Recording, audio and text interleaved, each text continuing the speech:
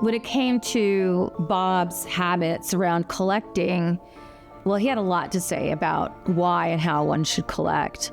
If you see something and you like it, then you try to buy it, but not with the intention that someday it's gonna hang in the Met.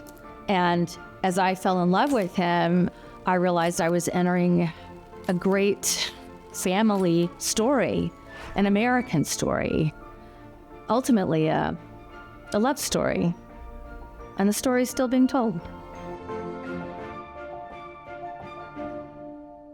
Sotheby's is thrilled to be offering Art Without Boundaries, works from the Abrams Family Collection, as one of our first sales and the highlight of our fall season.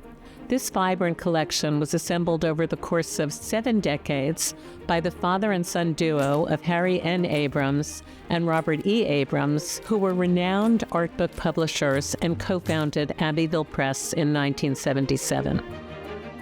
The core of the collection is formed around American pop art and remains a stunning snapshot of that pivotal moment in the 1960s and 70s. There are, of course, extraordinary examples of works by iconic artists, such as Frank Stella, Robert Indiana, and Tom Wesselman.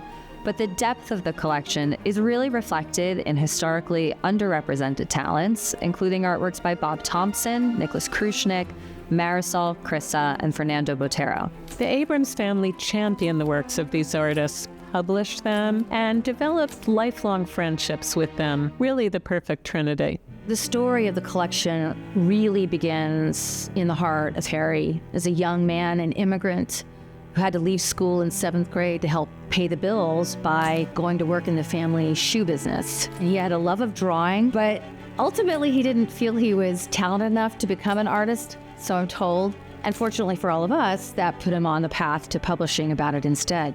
Harry embraced pop art in its nascent years and befriended the artists such as Wesselman, Andy Warhol, Robert Rauschenberg, and Krissa, often collecting their work in depth. Bob's own passion for art manifested in how he continued to collect, to steward, and most importantly, publish about art culture. Harry and Bob really wanted to see those artists' voices get out beyond the museum or the gallery to the public. He developed our series, How Artists See, which is a wonderful way for children to learn what Bob called visual literacy, to look at painting the way an artist would. It was really a real mission, I think, just incredibly valuable.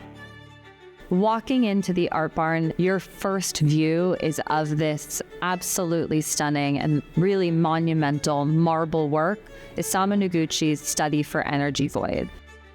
The work is defined as much by the empty space that he creates as it is by the physical material he sculpts. That Noguchi chose marble, a natural stone, for his medium here is no coincidence. Marble, through its compressions and inflections of geological time, links ancient to modern. It is both prehistoric and contemporary, cosmic and earthbound. Reconciling these dichotomies is a challenge Noguchi readily embraced. Indeed, the harmony between form and formlessness is one of the central tenets of his body of work.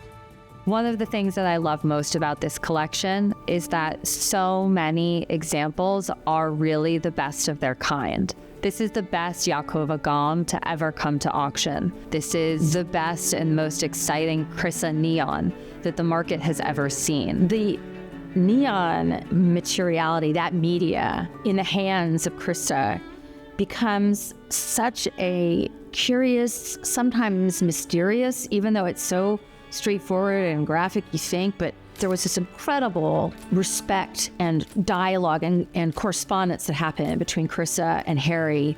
The Marisol, titled The Bicycle Race, poignantly and provocatively questions gender, sexuality, and identity through the construction of a male and female figure frozen in a race as a performative interaction to mirror the complexity of feminist plight.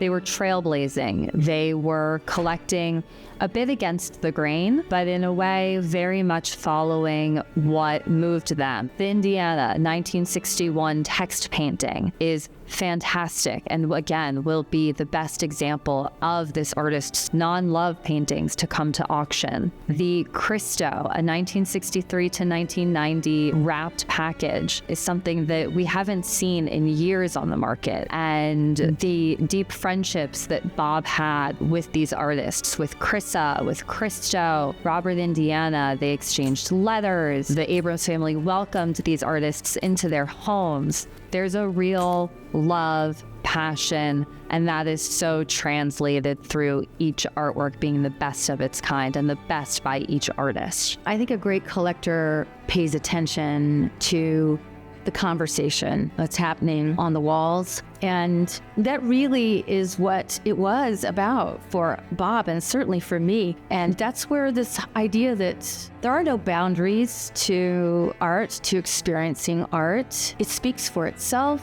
and it transcends all of those identifiers.